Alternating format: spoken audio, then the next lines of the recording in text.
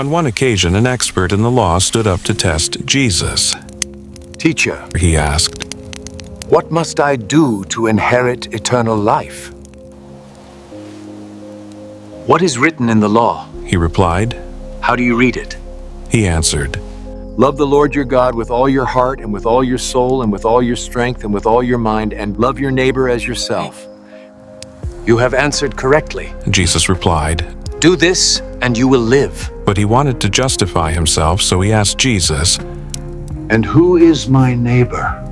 In reply, Jesus said, a man was going down from Jerusalem to Jericho when he was attacked by robbers. Please, take the money, just don't hurt me. They stripped him of his clothes, beat him, and went away, leaving him half dead. A priest happened to be going down the same I road, cannot help you, my son. and when he saw the man, he passed by on the other side. So too, a Levite, when he came to the place and saw him, passed by on the other side. But a Samaritan, as he traveled, came where the man was, and when he saw him, he took pity on him. He went to him and bandaged his wounds, pouring on oil and wine. Then he put the man on his own donkey, We need to get him to safety.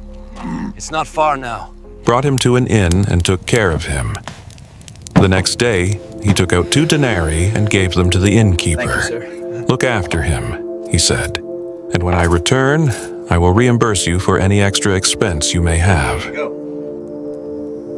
Which of these 3 do you think was a neighbor to the man who fell into the hands of robbers? The expert in the law replied. The one who had mercy on him. Jesus told him, Go and do likewise.